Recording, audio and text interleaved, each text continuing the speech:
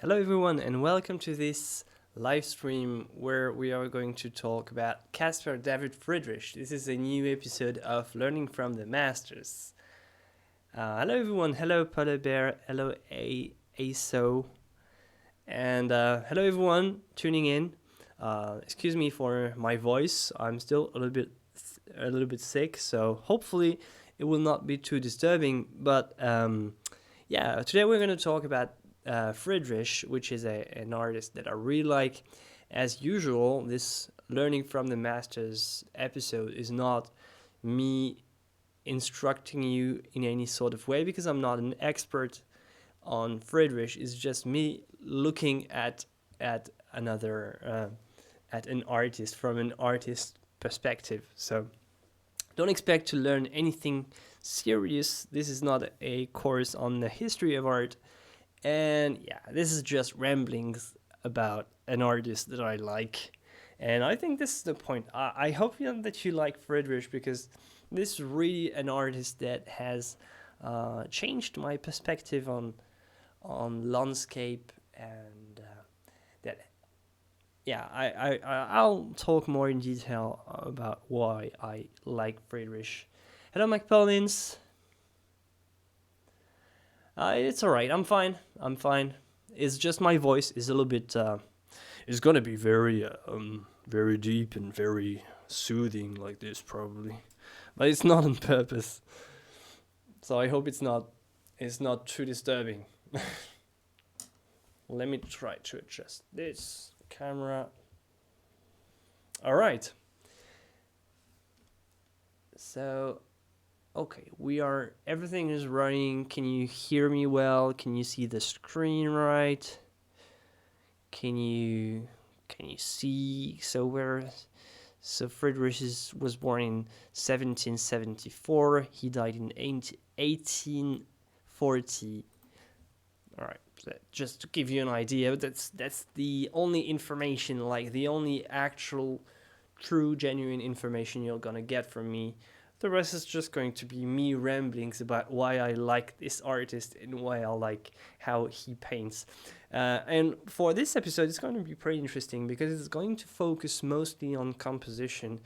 It's not going to go too much in how he actually painted because not to undermine Friedrich's importance, but I mean, the way he handled the paint is not that significant. He didn't like change a lot of things in regarding brush handling or the way he applied paint. It's pretty straightforward, but it's mostly going to be about composition and how to set up an atmosphere. And I think that this is the word that we are going to be referring the most throughout this commentary is atmosphere, because he always got this very atmospheric and very human experience in the world of landscape.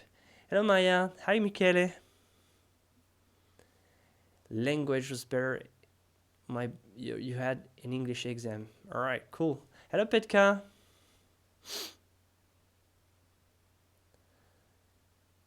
Oh, on the atmosphere of Macbeth Act 1.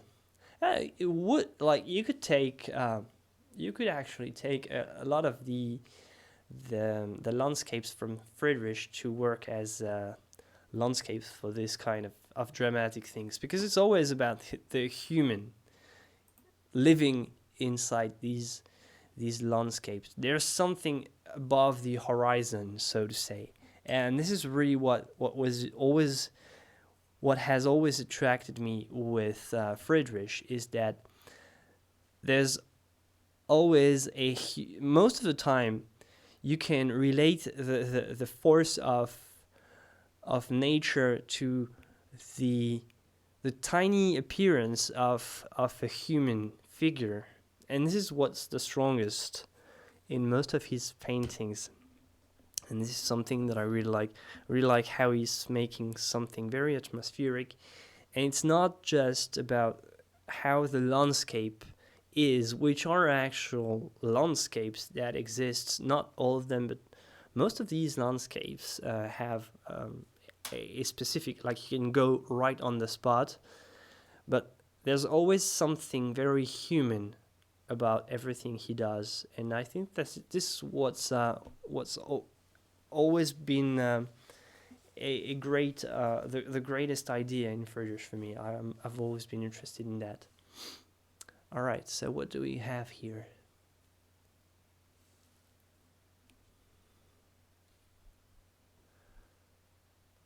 I see. Okay. Hello, Gede.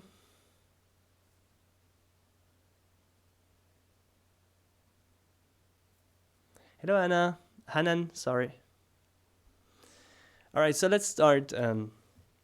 Let's start with a landscape. So we are going to meet a few recurring themes with Friedrich. We are going to have themes about rocks. I mean, rocks are very present, and I think that they have an identity of their own in his work.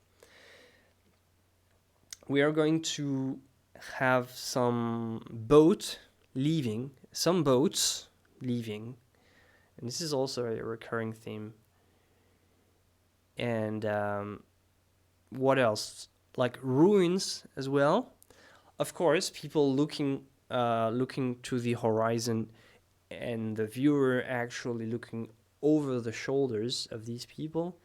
And finally, and this is what's really symbolic, and that tells us that Friedrich is not about painting random landscape. Towards the end of his life, more and more graveyards or cemeteries, and more ruins, and this is significant. So let's start. So let's see what he painted. What was the earliest? So we have a couple of drawings, and you can see this one. So I think it's an ink wash. Brush and brown ink over a faint preliminary drawing in pencil on vellum paper. And you can really see how he's kind of setting the atmosphere already. I don't know the context of anything in this landscape, but this is already amazing. I really like how all these mountains feel surreal. They might be real. I have no idea. I don't know the context. Again, as I said, don't expect to learn anything. And you have a very, very classic example of atmospheric perspective, which requires whatever is in the foreground. So, well, we could count this as the foreground. Whatever is in the foreground has a much wider, how to express that. So there's a wider delta between the darkest color and the lightest color. So you have both the most extreme colors, the most contrasted colors are in the foreground. So on the second ground, you would have the most extreme dark is less dark, and the most extreme light would be less light. Here it's kind of in the shadow, so it's all only about dark, but if you had light, it would go as well. And here you have another step right here. So it's always going lighter and lighter. And as you go further in the background, each sort of layer has a less intense dark colors. And you can really see a very masterful use of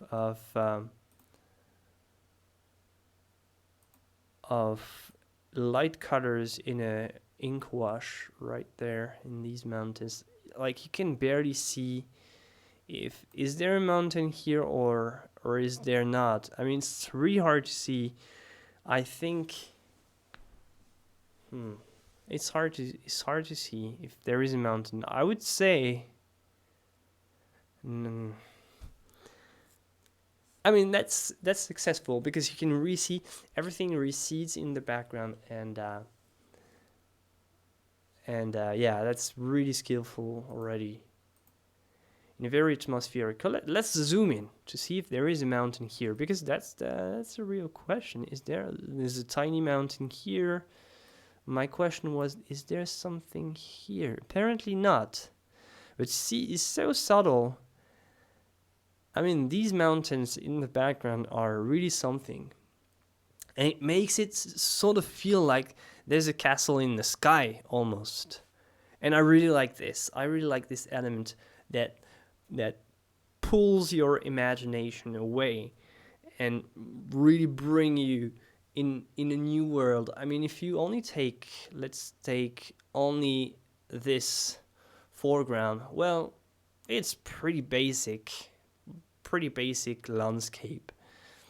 But this is really making it something unique, and this is why I really like Friedrich.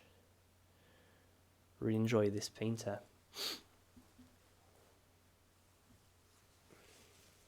Yeah, I really love the way the color changed.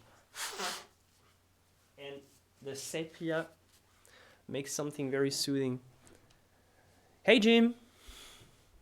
Yeah, I'm doing well. I'm still a little bit sick, so forgive me for the voice and the occasional sneezing or so, but we're going to make it. Yeah, it reminds you.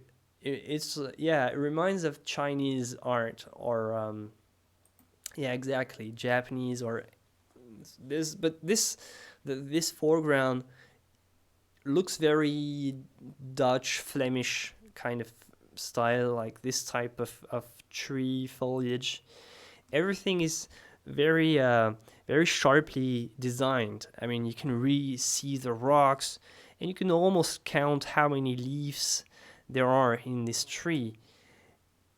You can count how many rocks or trees there are, and the further you go, like in real life, and the blurrier things get, and the more covered in like the humidity of the atmosphere. And this is something very, very important. If you paint a landscape, and if everything has the same level of sharpness, it's going to look not good. So you have to get some type of atmospheric perspective. This is really how it goes. It has to be lighter as it recedes in the background. And I have to add, like in the classical color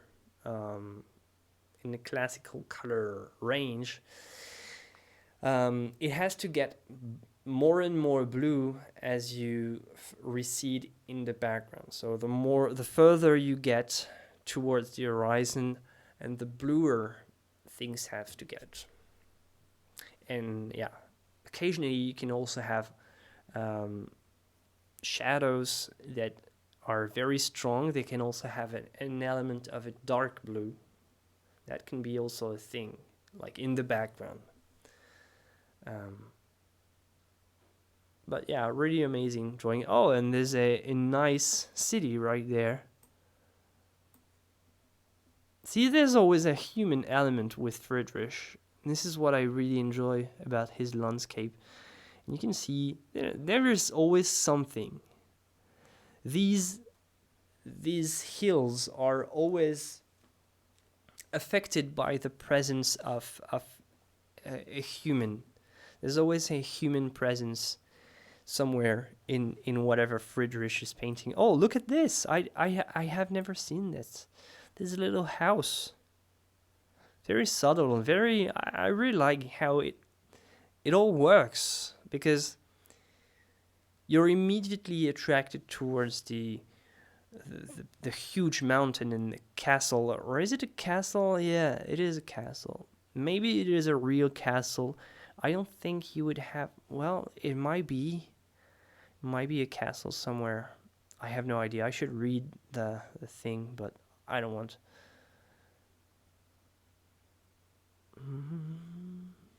So you'll have the text if you want to know more about the picture. I'm not going to bore you to that with that.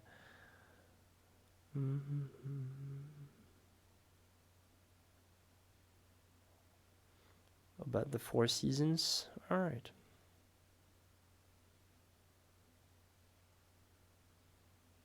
I think this evening maturity 4 seasons.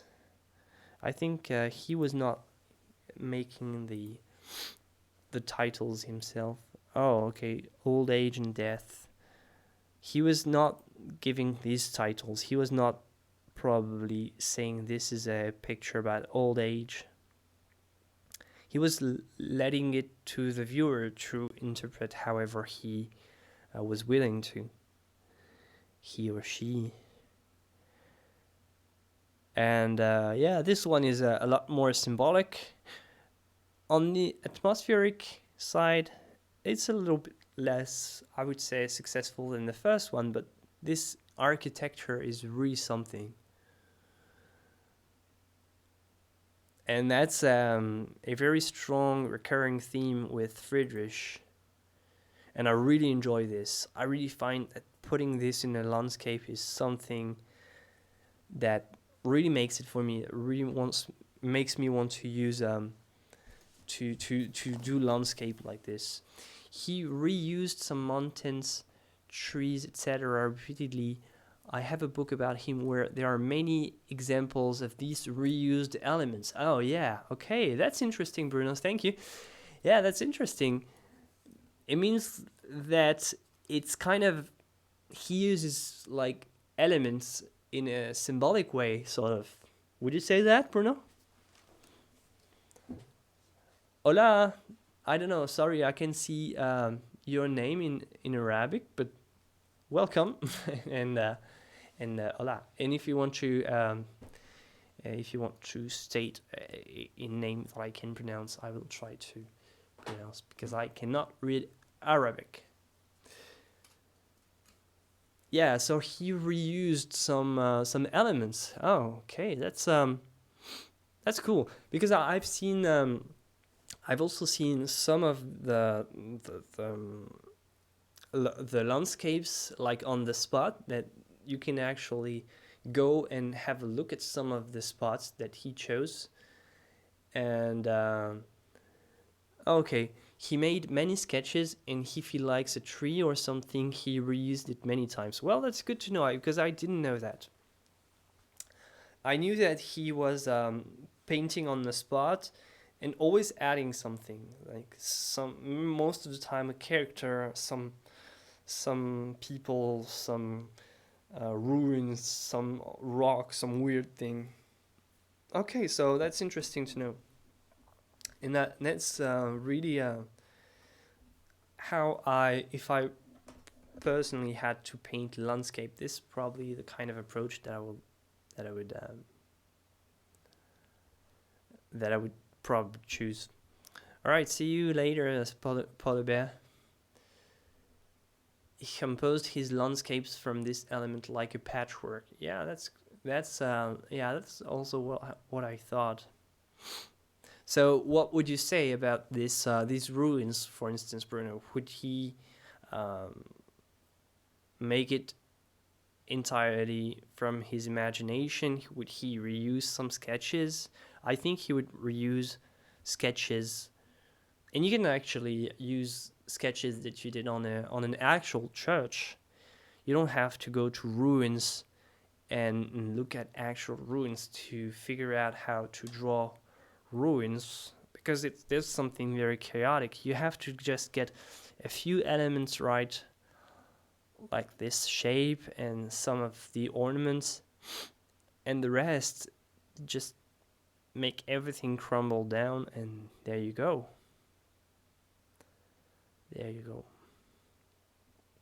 So this one is a lot more symbolic than the first one.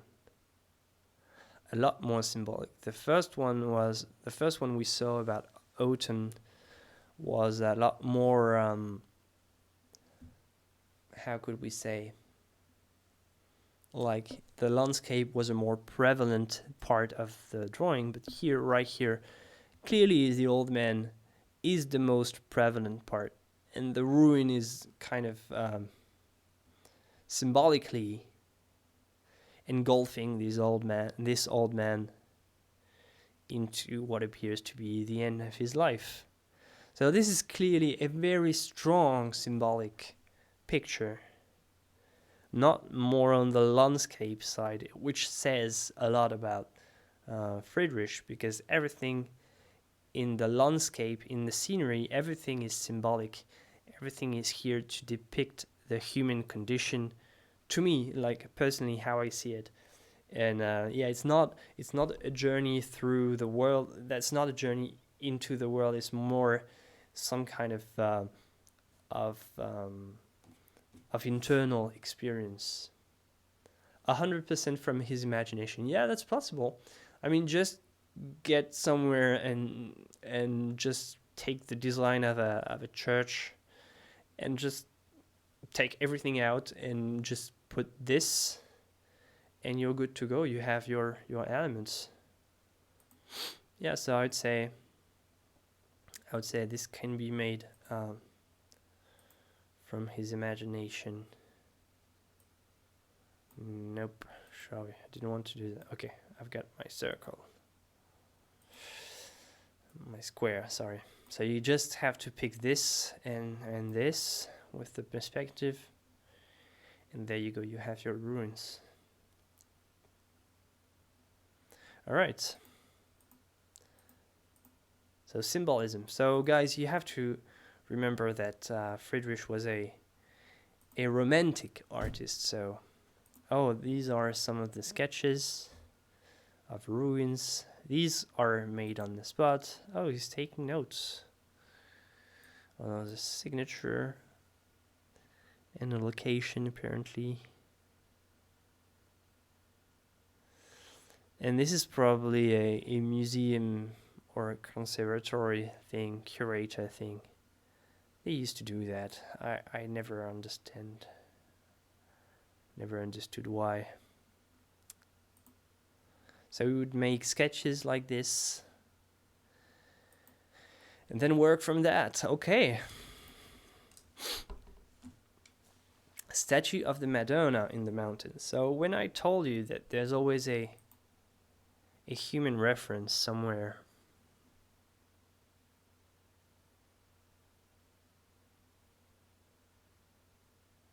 it's funny how there's a guy here. You wouldn't see that at the first sight. I don't know. I wonder how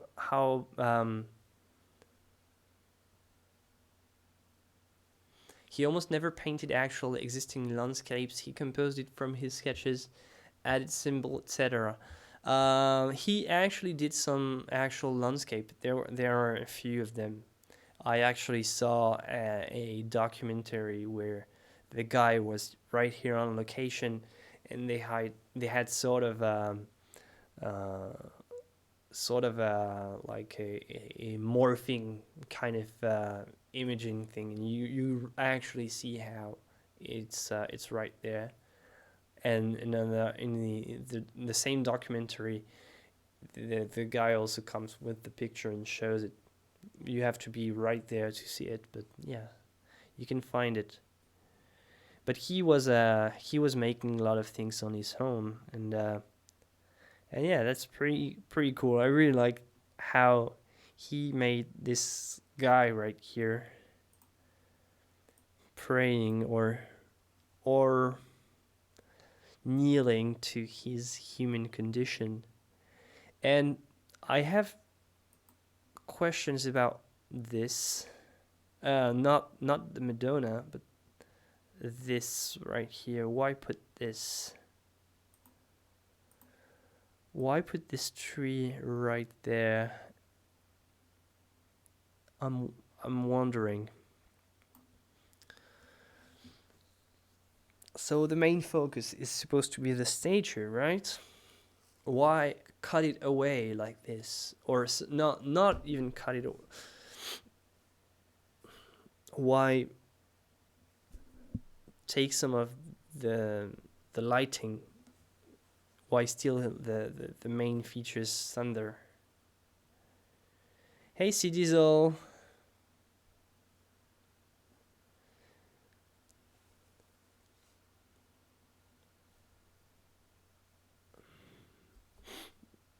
What's your idea? Maybe you felt that it was too obvious and that the stature was not integrated with the rest of the background. I don't know. Let's have a wider view. So if you remove the tree, sorry, I'm trying to, okay. If you remove the tree, sorry, excuse me.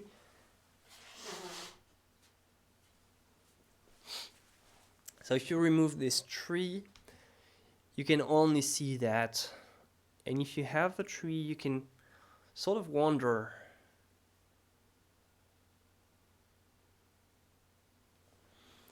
Some actual landscapes, for instance, the chalk coast of Rügen, but he constantly changed the motive to fit his compositional purpose. Yeah, that's sure. Yeah, I agree with that. Exactly. Well stated, Bruno.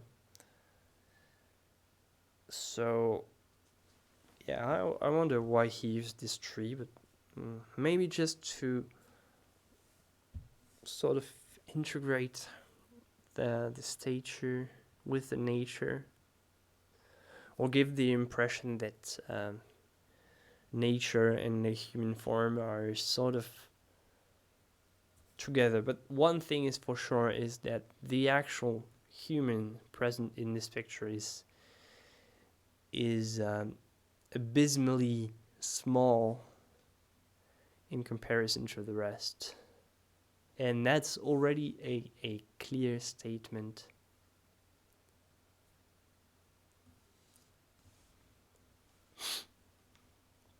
Okay. So let's have a look at another one. Oh. Karen, I never got to say this word. Karen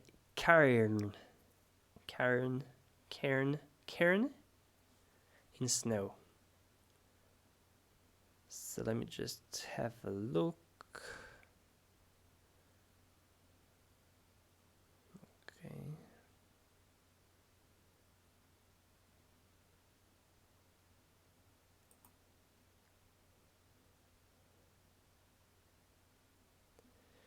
I really like the color on this one.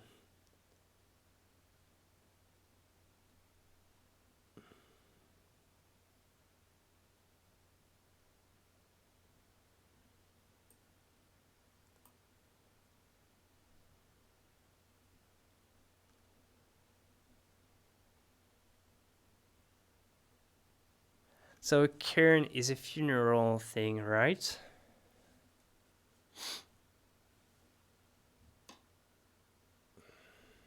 If I remember right. There's no description about this one, but I really like this very foggy atmosphere. So foggy atmosphere is not really complicated words, you know. You just, everything sharp is in the very foreground and everything in the background is just random shapes, very blurry, and you can have color gradation. So there is a landscape. You can imagine the landscape in the background. So probably a mountain here, a small hill right there, another mountain here, and maybe the horizon is behind this fog somewhere, but you cannot actually see how it goes. You've got this lonely bird.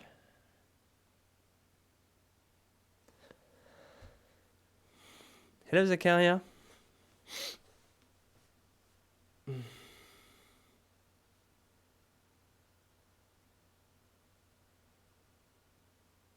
Alright, I really like the color on this one. I really like how these and this cool and the warm colors of the sunlight, what remains of the sunlight actually, really go well together. I really like this one in terms of color. It's very subtle and I think it's very effective. View of Arcana with rising moon. Alright, so it's a nightscape. What is it painted on? Is it copper? No. Feels like copper. Is crazy. Pencil, brush, and brown ink. Alright, so let's have a look.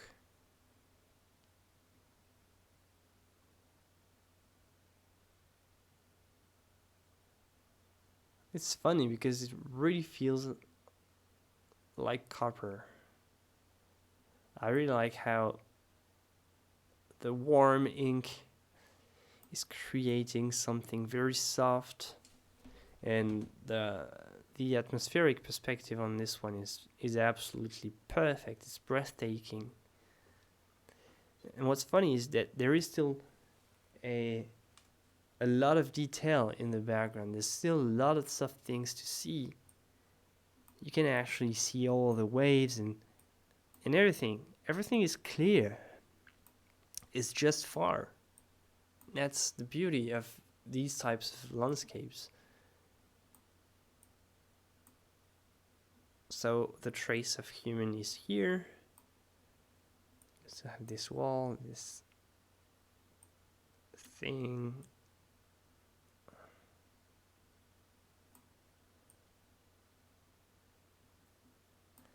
And yeah, you're immediately attracted to the sun. No, not the sun, the moon. The moon. And wow, look at these waves. I mean, that's how you use ink. I mean, it's amazing. Ink is not easy. Ink is not easy to use.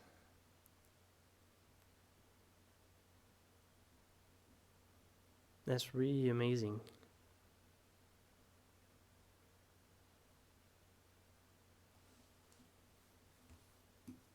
Lots of details and so well done. Yeah, I agree. I mean, you can count the waves almost.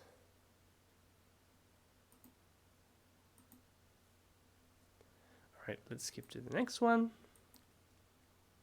They don't have a lot of these on the Google Arts and Culture.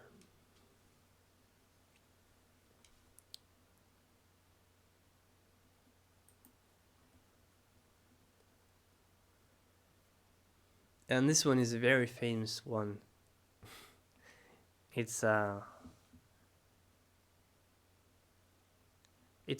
also breathtaking. I'm amazed of this transition right there. It's so strong. It is so bold. It's basically cutting the main subject in half.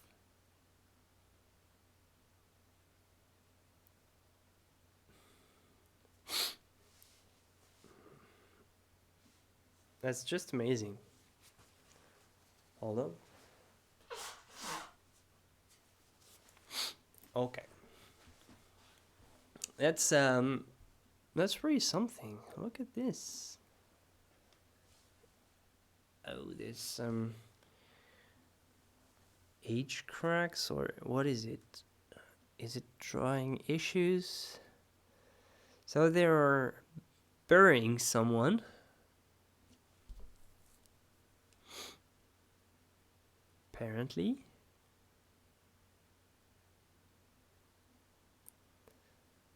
it's hard to see whatever is happening, but just like if it was during nighttime or almost during nighttime, you cannot really see, and that's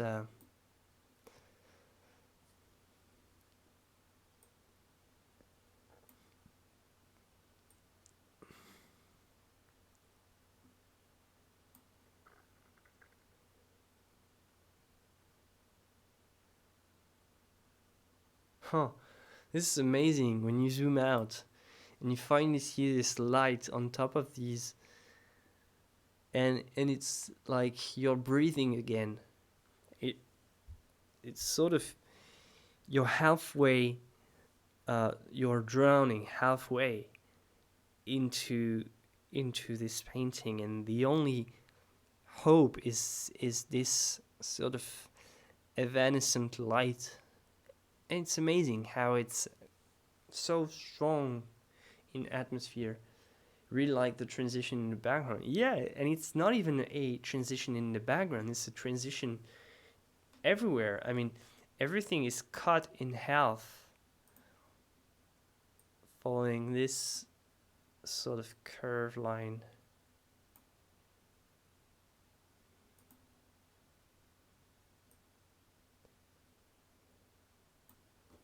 That's everything is just, and the only thing that survives is dead trees and dead monuments, like ruins.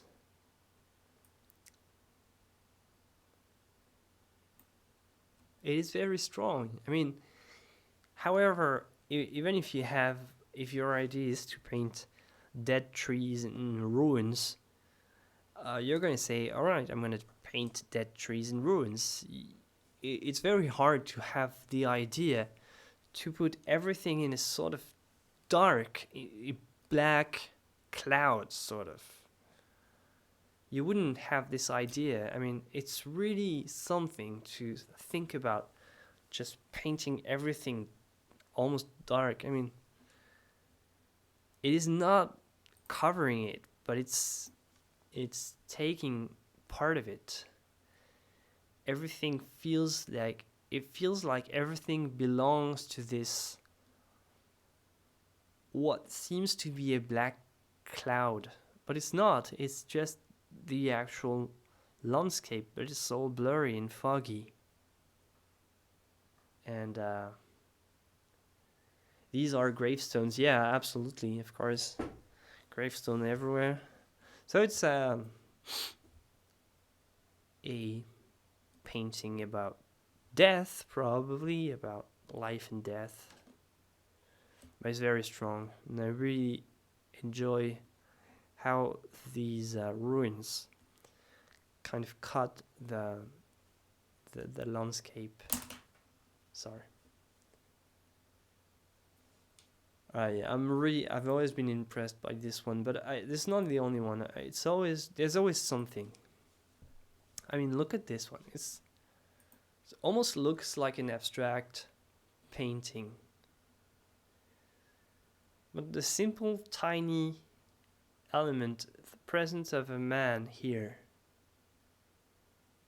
or a woman. Oh, let me just monk by the sea. Apparently it's a man. This simple presence right there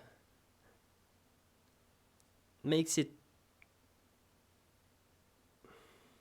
sort of surreal.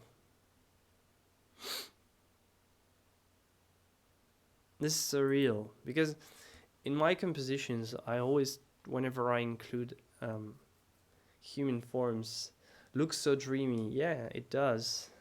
Dreamy or nightmarish. It depends. It depends how you see it. Because the sky, I mean the upper side of the upper part of the sky feels quite nice, but the sea is so black that this is super scary. I mean, this is scary. This is some scary water. So, and this monk, whatever his intention is, right here on this shore, he cannot fly up in the sky. He can only jump in this sea. That's the only thing he can do. Or he can stay on the ground, but the only thing he cannot reach this sky, not physically. That's a strong symbolic element of this painting, like the character, the figure, whoever it is. It's a monk, but it could be anybody. There's no way for this person to reach the light right there, the lightest part of this horizon. The only thing he can do is just look at it. And you're looking at him looking at it. That's very significant. The only thing you can do physically is stay here on the ground or jump in this dark green water. Or you can stay there and think about your human condition. He is meditating. Yeah, probably. I've seen some paintings that by Friedrich at the museum that's incredible. Oh, I really wish I could see some. I've never seen one in real life. Never been to a museum that had one. Or maybe I did, but I didn't. I wasn't lucky enough to go there actually and go see the painting. He's meditating, yeah. But I really like how he uses black in the landscape. That's very strong. I don't know how black it originally was, but however, it's strong in any way.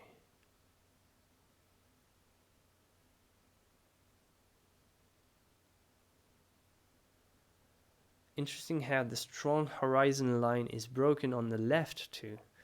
I agree. Yeah. I have to agree with that. Let me see. Let's pick a light color to see it clearly. Yeah, look at this right there. When it reaches here, it's broken in half. Yeah, it's sort of blurred out right there. So how come? And it's also the figure is not above the horizon. That's also, I think, a compositional statement, because you can basically, when you have something like this, you can put the human figure in any type of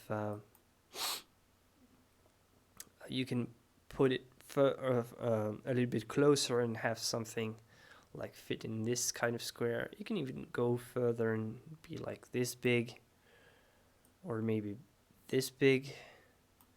But you have to, of course, move the foreground a little bit. But yeah, he chose basically almost the tiniest option you could.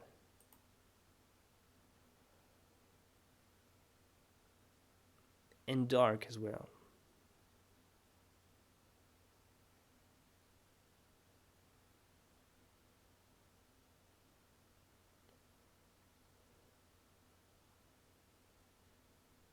Yeah, I don't know what the horizon thing means. Maybe some stormy weather approaching. Sometimes when you have a storm approaching on the sea, kind of messes with the horizon line. The person there don't seem to be an ordinary person. Yeah, it's not an ordinary person. I think it's a representative element of the human condition in general. It's like a metaphor of some condition of being human in this world. Or yeah, it might be a prophet. Yeah, as you suggest, there's some element of the physical form of the human body and the spiritual probably with this light. I mean, it's a very strong painting. You can see whatever you want to see. Unease for a continuous line not to complete. Yeah, what makes the line stronger even? That's what's funny. I would never have thought about this. Hard to say how it looked when it was painted fresh 200 years ago. Maybe not that dark. Probably, yeah. Probably. It if anything, it should have darkened with time. It's not lightening. No paint can ever lighten with time. It's oil, so it's probably darkening. I will let you read the text. I'm not going to read it with you, but if you want, you can pause whenever you look at the replay. You can even pause during the stream and go back to the live feed later. All right, let's have a look at another one. Let's jump a little bit into time. Ooh, I've always also loved this one because I've always been interested in symmetry. I have always find symmetry interesting, but it's very hard to use. In general, symmetry is something very hard to use and not make it boring. But this one is amazing. It's almost like if you like, to me, it's like these Rorschach. I never got to say Rorschach. The psychology pictures that you look at, like made from a symmetrical ink stain. I don't know how to Rorschach test, and to me it feels like this. I see the symmetry before I even see whatever is in there. I see the cross, I see the church, of course. I see these pine trees that are even bigger than the church. I mean,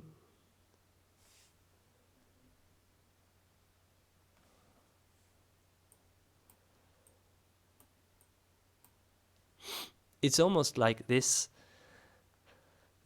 So the church and the cross, of course, represent the spirituality, and the pine trees and the rocks represent nature.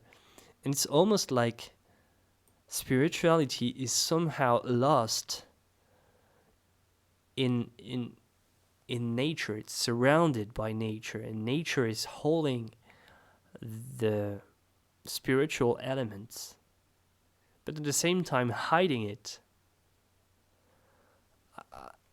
I mean, there's so many things you can think about this one. On a philosophical level, there is lots of interpretations. Somehow, yeah, I'm lost already.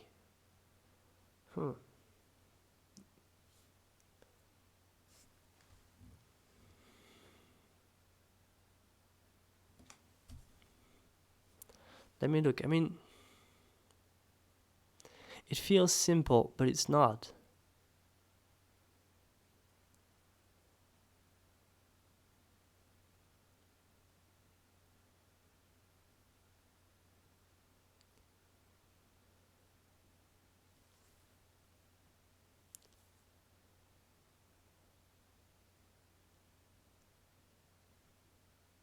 What do you think about this composition? Because to me, it is very, very strong. I mean, it's amazing how it's dead center, right? Like this, and this pinkish glow. but the church feels out of proportion, and it's only supported by these trees, these pine trees, that somehow work as part of this church. I'm amazed by this composition. I've always really enjoyed this one.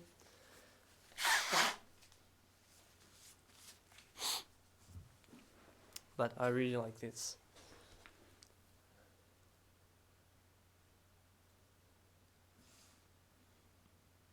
An odd composition, very symmetrical, but it works. Yeah, you have to love symmetry. That's one thing. But I really do like symmetry. I always feel that it is very, very hard to use, though. I mean, not everyone can use symmetry and have it not look boring. I have to give that to you, and I had a very hard time not making symmetry look boring, and I hope I try to avoid it as much as I can. I don't use symmetry that much for that very reason, because I'm not actually capable of not making it look boring and stale. But this painting is something, to me, it's something very strong. And the fact that, I mean, there is a central element, which is the cross, but in a weird way.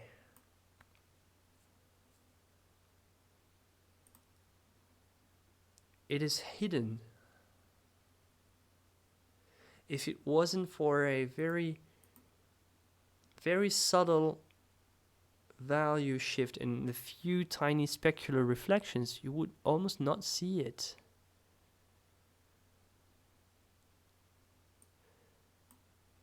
And what about these branches right there? What about these rocks? What about this waterfall? And what about these specks right here, these tiny specular reflections? And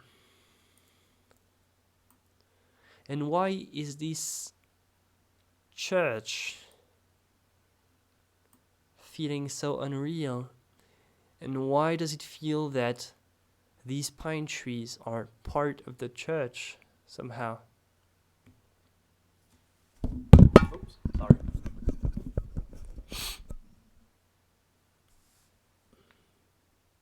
Yeah, it's very hard to make a successful painting with this unusual composition. Yeah. Symmetry feels a bit unnatural. It's odd for a landscape to be so symmetrical. It tells you how much, in what way, Friedrich used landscape, not just to paint landscape and to depict landscape, but to actually depict a state of mind or a statement on the human condition, or some type of statement on something else. The subject of Friedrich's landscapes were never to just paint landscapes, but to give a statement, whatever it is. He never actually told, I think, what he was implying or what the message was. It's just something to make you think. And hello, Zla. Yeah, it makes you think about death. Yeah, doesn't it, Mac Pollins? I agree. Yeah, Lucian Freud. I'm not really that well versed in Lucian Freud's work, so I have to dig a little bit more first. And I usually try to go for painters that have a much stronger influence on my own work first. And Friedrich has a much greater influence, so I chose Friedrich first. So this one is very well known as well. Let me just check the technique because I don't remember. So painting, but what type of painting? They don't say. All right, it's an oil painting, sorry. That's an old painting, oil painting. It's very sepia-ish, very yellow. Yeah, this one is well known. It's a typical Friedrich view with, the usual looking over the shoulder of the characters. And the characters looking into the horizon. I don't recall if Friedrich has ever painted an actual portrait, I mean the face from the front.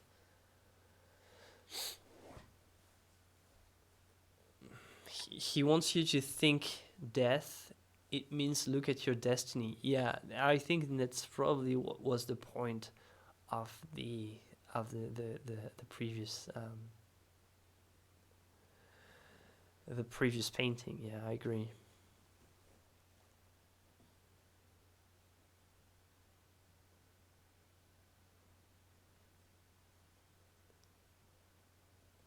Yeah, that's what I was saying. Yeah, all the people he paints never look at you, but he wants you to look at the paint like they're persons on the paint.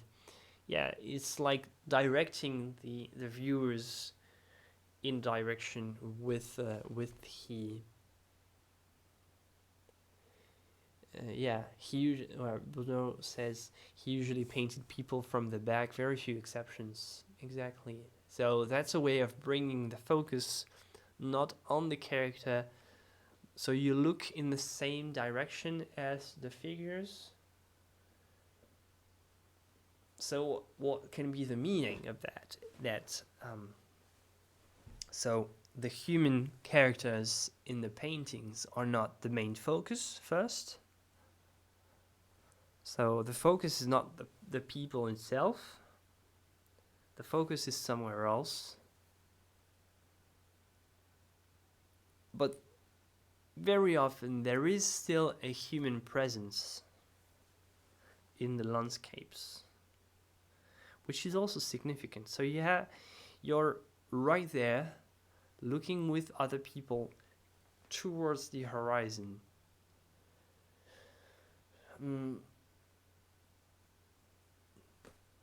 Yeah, I don't know, it's maybe contemplate your own destiny. So maybe you're looking at yourself, looking at the horizon, if the characters are supposed to represent you as a viewer.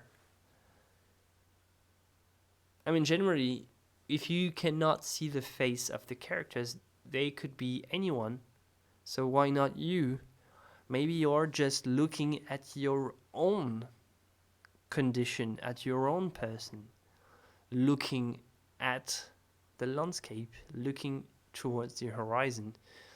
So do you have your eyes towards hope or faith, or do you have your eyes towards death and disaster and chaos? Well, depends how you see it.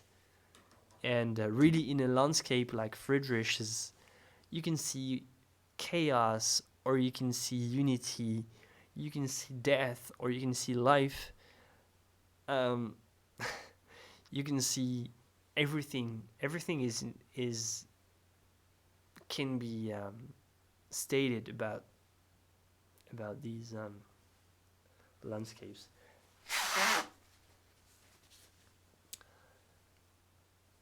It feels like we are inside the painting with the figures experiencing the moment. Exactly, Toby.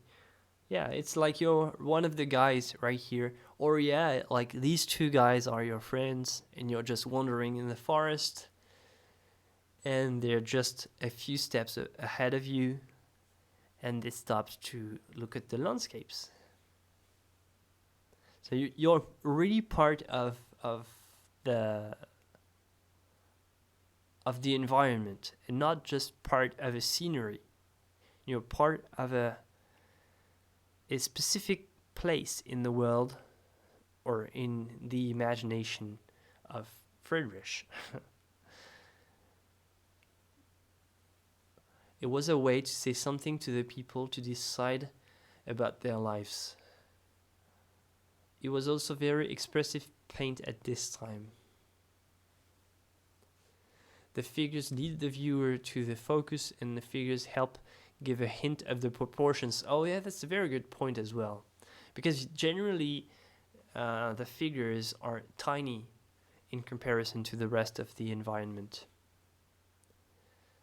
The two persons look like they know each other. They're probably philosophers thinking. Yeah, there's a lot of thinking involved in the postures, the gestures. Everything involves contemplation or intense thinking. Yeah, it's very common in Friedrich's work. All right, let's contemplate another amazing scenery. All right, let's jump a little bit. All right, so one pretty uncommon. Oh, there's another version of this one, or 2 dates maybe. Let's. This one is not characteristic. I don't know if you want to see this one, but it's very specific. There's not many of these like this one. Is the painter's wife. It's not exceptional. I mean, this one is not exceptional in any way. Again, no face. Sort of look like a Vermeer from a 90-degree angle. Sort of like Vermeer would sit here, and Friedrich would paint from here, looking here. And Vermeer would be here at the same time, and they could paint the same picture on this, but not the same time and not the same style. I think Vermeer was much better for inside scenes, and you can see that his painting style was not like super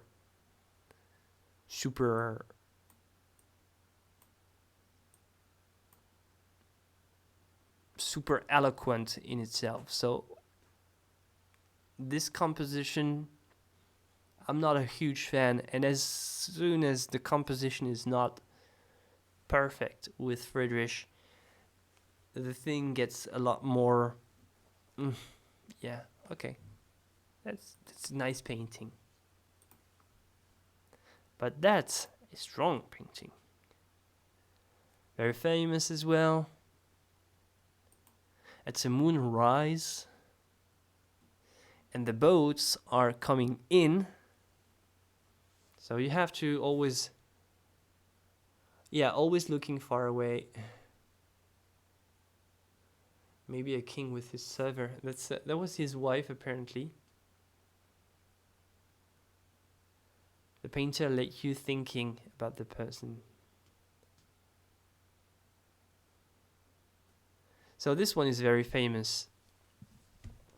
It's a famous recurring themes with Friedrich, his boats as well. And boats have a very symbolic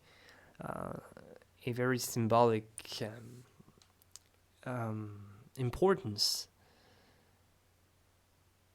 because they represent the outside world, the ability to get out of your condition, to progress, to explore, to widen your views.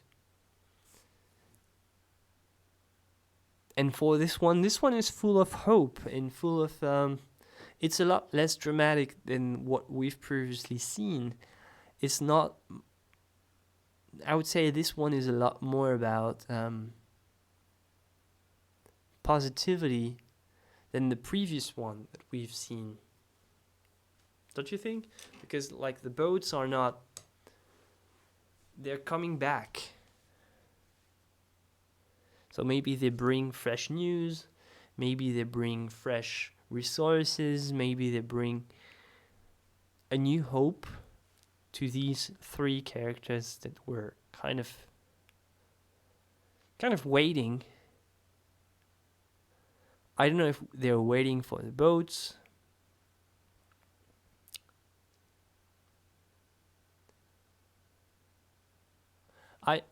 You don't know if the boats are leaving or coming?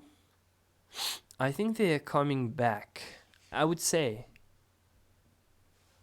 What would you say? I think they're. Let me think. No, that's the head of the boat. Like right there. It's pointing towards us, right?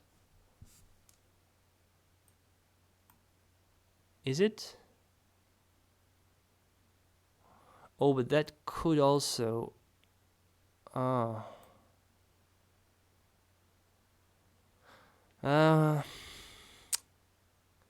but the sails right here, the mat is behind, so the wind is pushing this way. No, they're coming back. I think they're coming back. Yeah, the boats are coming towards us. Yeah, because he has other paintings with boats. In there, most of the other paintings I saw, boats are getting out. But on this one, it's clear, I think. And a very nice color composition that I can really recommend is purple and an orange. So the purple has to be very close from blue, and the orange has to be very close from yellow. It's mostly blue, purple, yellow, orange, and it works really well for this type of atmosphere.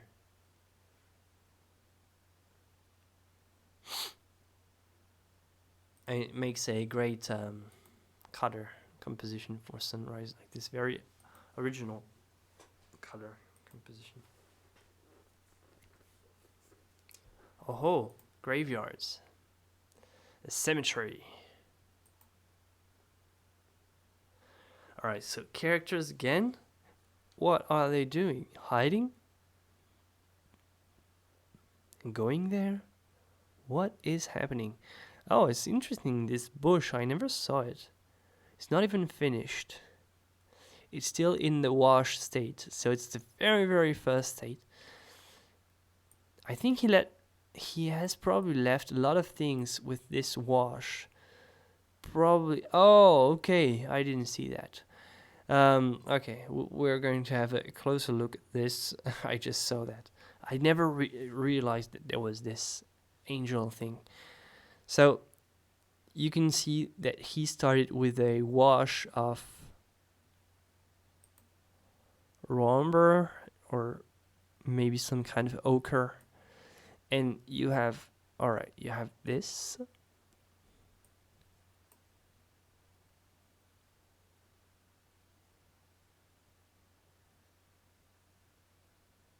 An angel. And if you look a little bit down, you have some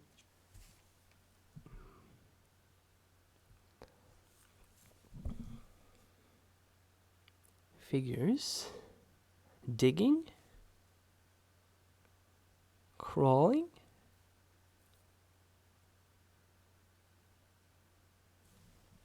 What do you see? Tell me, because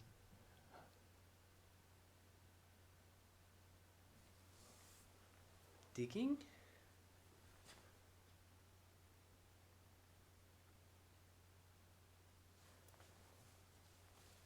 The figures were looking at the boat as if it was waiting for them. Yeah, exactly. Not looking at the moon. Afraid of their destiny. Angel looks scary. But what is this?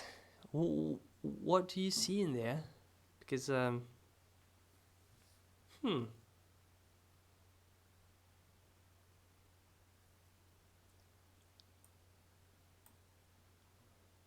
But again, you see another type of symmetry. Symmetry on a cemetery. So you have symmetry again. Symmetry, and it's kind of slightly unbalanced. So whenever you're using symmetry, it's always a good idea to bring some elements to unbalance and play on it, but kind of push it on one side or the other. Try to compensate.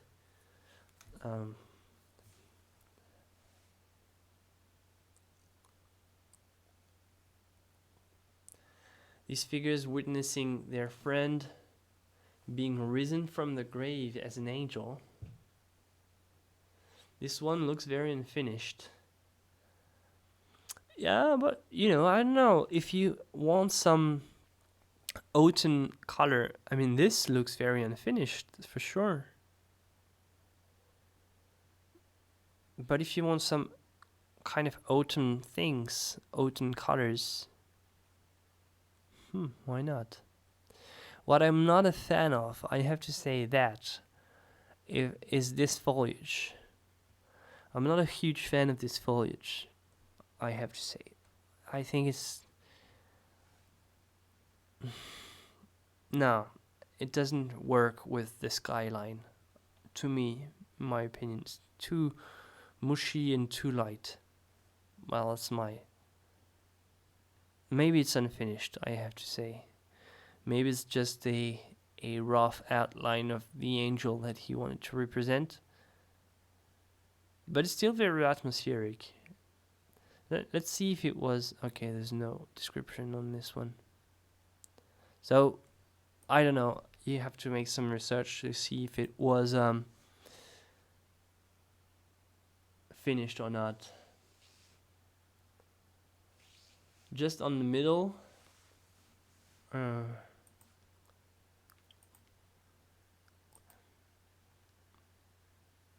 That's a gravestone, and that's an angel, and I don't know, some tombstones are broken somehow. All right, let's have a look at this one. Is it the lady in the middle? He has some type of human form, but it's just outlined in white, so I don't know if it's finished or if it's just something he prepared. I am a big fan of this nightscape. I absolutely love this one.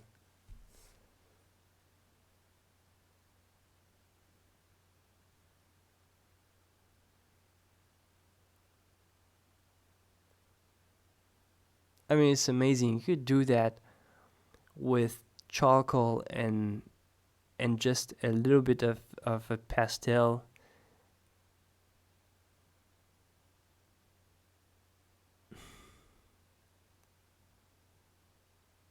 But yeah, this one is amazing.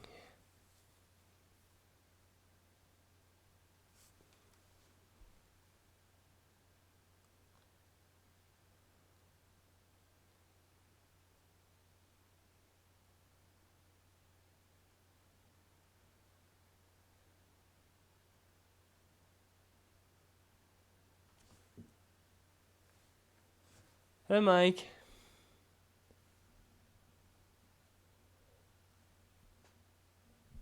Yeah, I think they had fun brushes back then.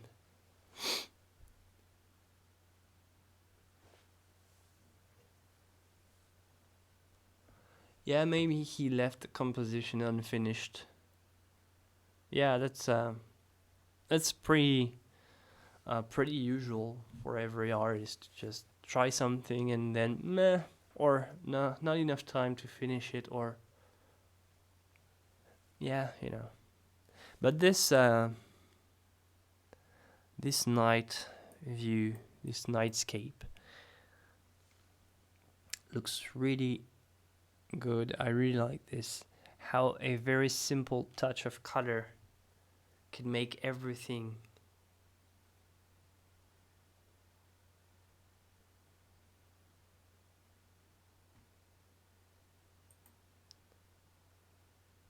very intense, very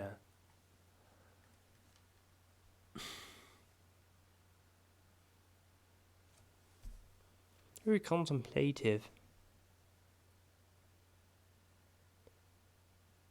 I like how he really spared the color and got something really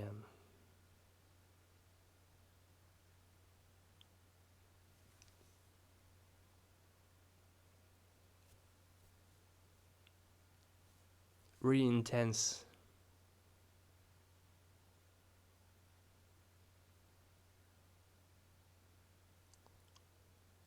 It's sort of like your eyes are just moving all around and they never know where to stop exactly. It's just going left and right and up and down. You never find rest for your eyes. You want to stop at the boat, but there's nothing really to see. It's all in the shadows. It's all dark, so you want to look at the horizon, and then all of a sudden you want to look at the sky, you want to look at the clouds, and you want to look at the rocks, and you want to look at the waves, and you feel kind of lost. And I think that's exactly the point of this painting.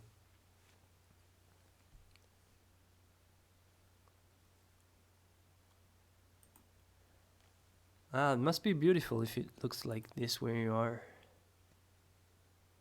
Feels nostalgic, yeah. Rocky reef on the seashore. That's must be a recurring theme. These pointy rocks, because he has several of these.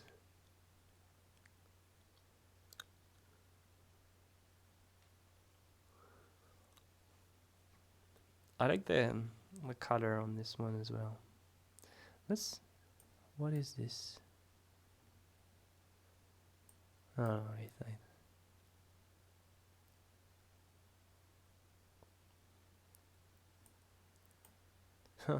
the clouds is just so simple. When you take a closer look, it's just like, oh, a child could do that. I mean, when you're able to just spare your brushstrokes this much and get something like this.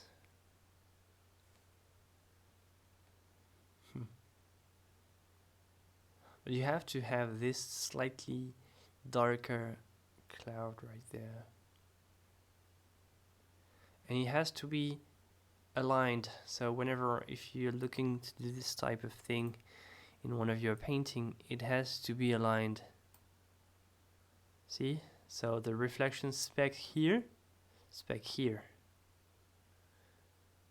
That's basic optic for you, but so wherever you have highlights, you need to have highlights on the reflection as well. So here and here. Here and here.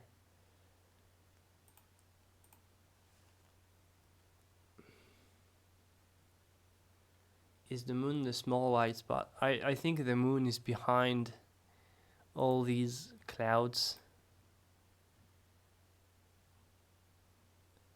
So maybe it's the moon, maybe it's just the light bouncing on the clouds. Who knows?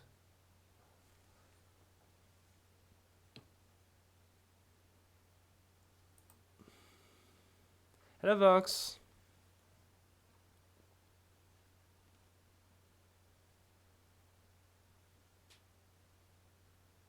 Yeah, that's very expressive, and it's you have to know what you're doing with landscapes. Oh.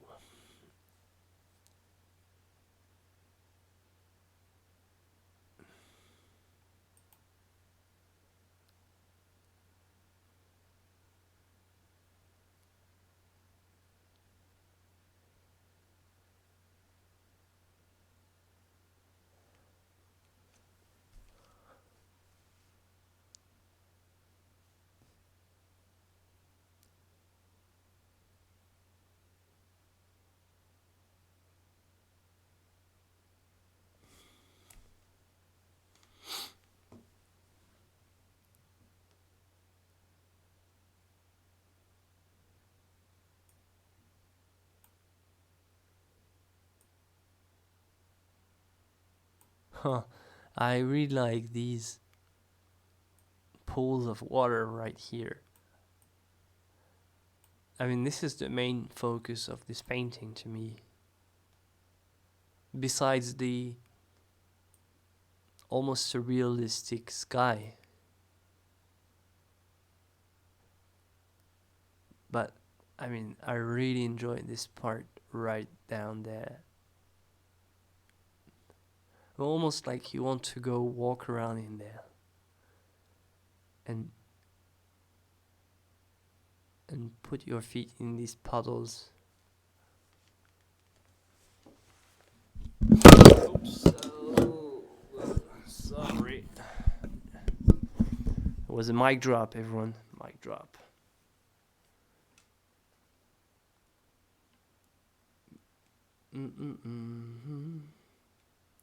Looks like lens distortion. It's not the first time he does kind of U shape.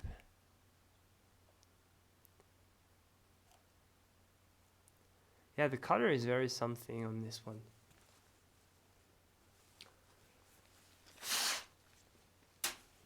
There's a small boat. Yeah, the title says something near Dresden.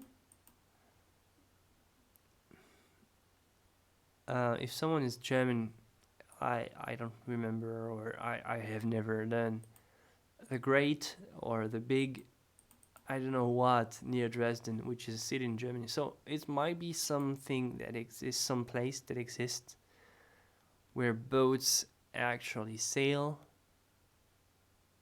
So maybe there's kind of a waterfall, but there's a, oh, sorry. Maybe there's kind of a waterfall right here and boats can just sail. Where do they go? Or maybe they don't, they stop here. I don't know. These trees are so dark, yeah.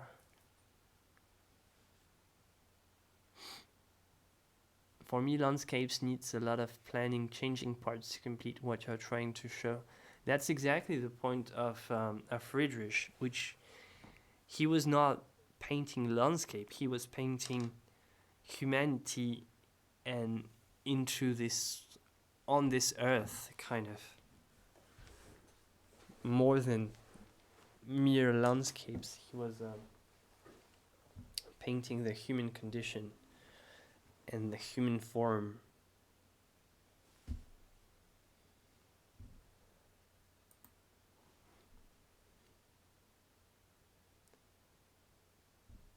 Hey, welcome back, Polar Bear. A walk at dusk. Oh, it's not the first time that he painted a moon with... What type of star is it supposed to be? Is that Venus? It's not a star, I know, but it's not. It's known as the l'étoile du berger in French, which is star of the sheep herder.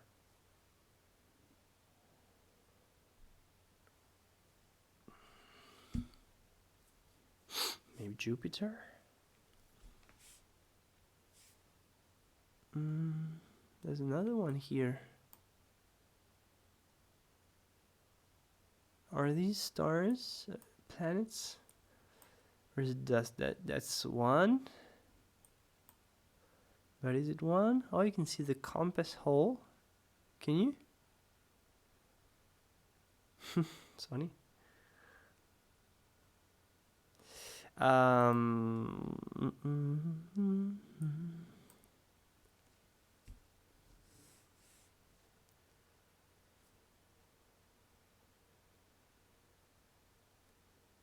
For once, the character is not looking towards the horizon,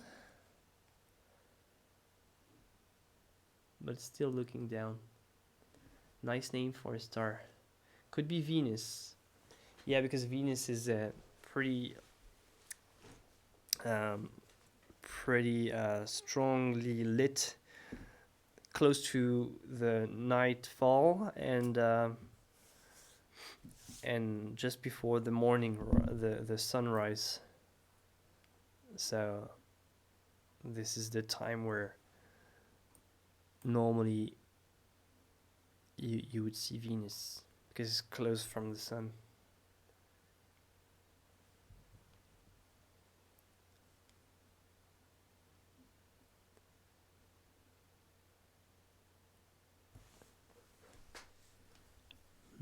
Mm-hmm.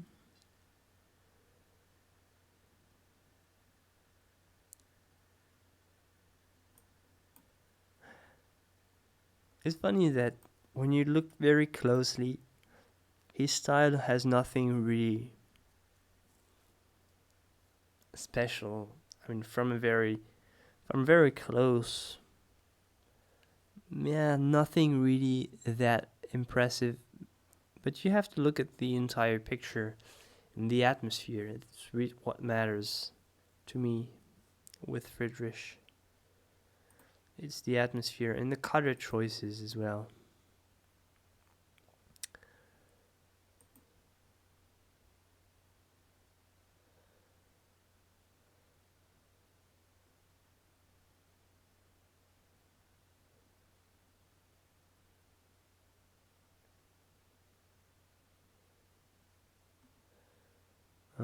Some people right here.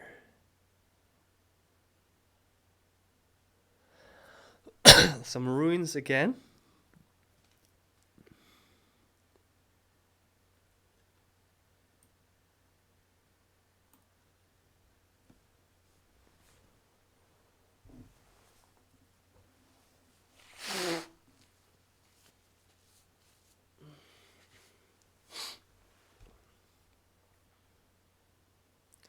The same theme again, in this strong light yellow.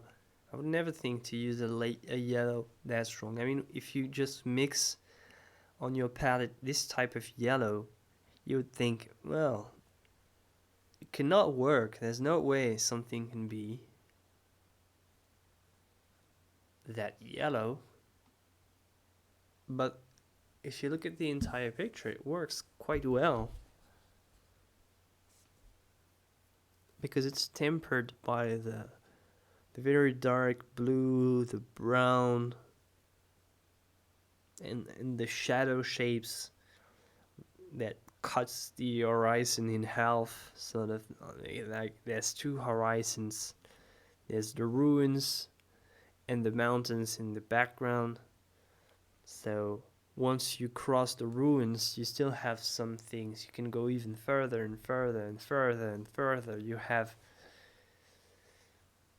many lines separating you from the horizon, which kind of give this impression of you can walk indefinitely.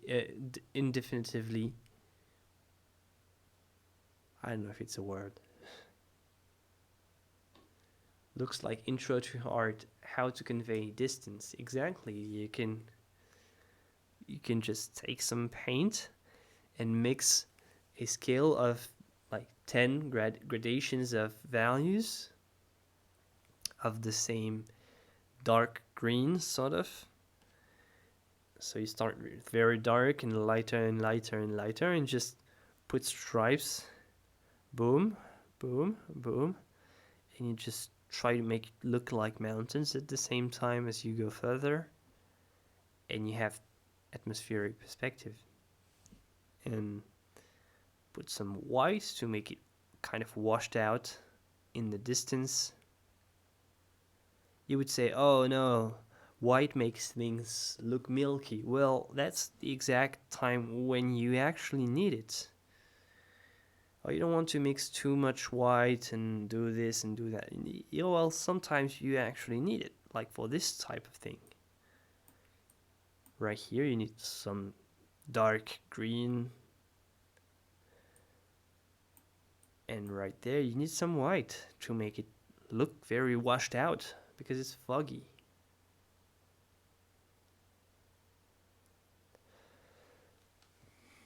Hello, Vlad.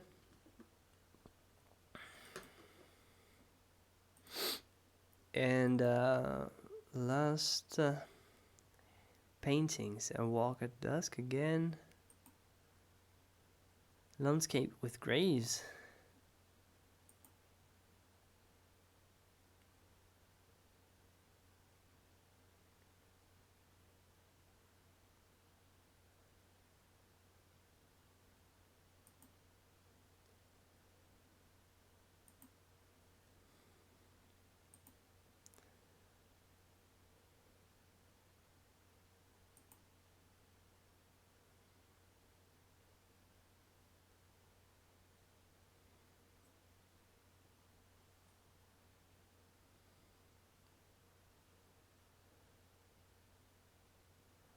Do I like pancakes? Yeah, I do like pancakes. Who doesn't?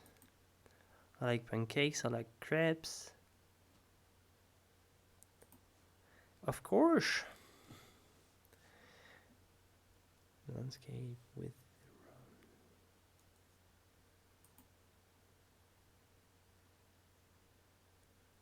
Alright, that's straight up landscape. That's more like landscape. Like actual landscape. Not very Friedrichian if you want. But he did a lot of work. I mean, the Google art project doesn't have anything. Doesn't have everything, I mean. But he did have a lot of landscape. Let me just try to find a few more.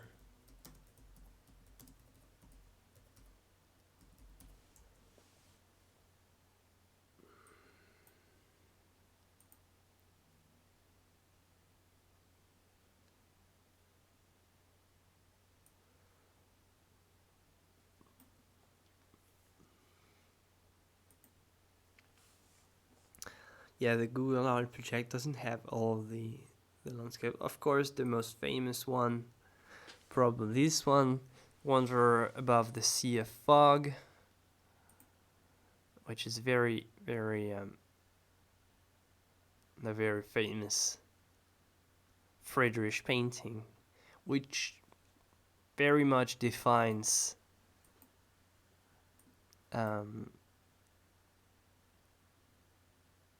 his style and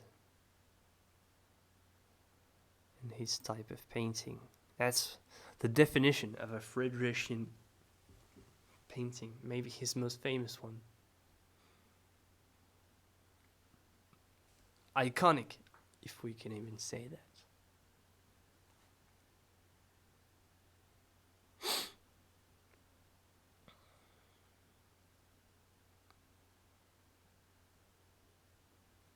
Very iconic.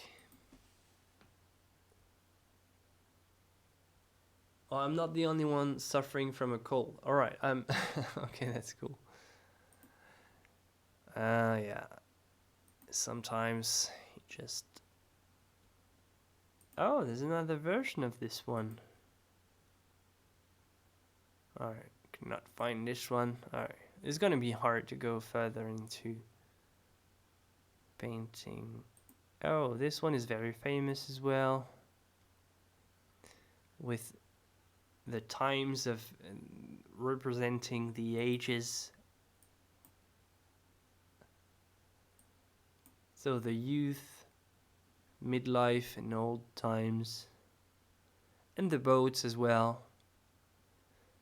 Some are coming, some are just settled in the middle. It's very symbolic. This one is very symbolic. Some are just playing around, goofing around the shore. One is very well settled right there in the middle, well anchored in the prime of the life of the ocean. And some are receding in the background, getting out to an afterlife, sort of like representing old people and the inevitable fate of every human. So it's pretty basic symbolism. This one is also very, very pretty.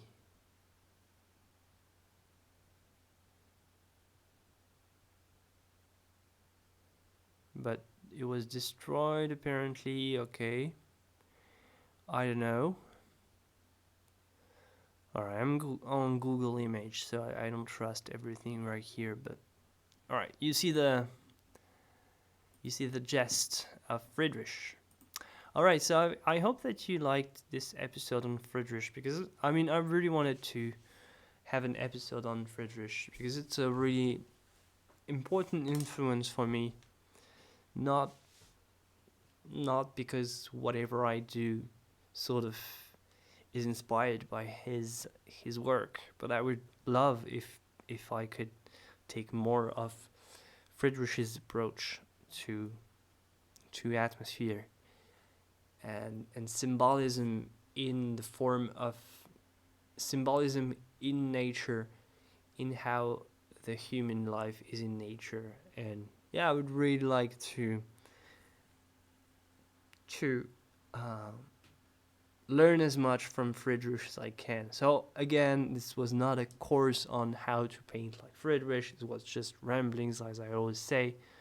So yeah, I hope you liked it, and if you did, please just give this video a like, and well, I'll see you on the next stream, everyone, on, so let me think, Saturday, is it? Yeah, probably. Yeah, Saturday. Yeah, okay, we are Wednesday. Okay, we're Wednesday. Have a good one, everyone, and see you on the next one. Bye, and take care.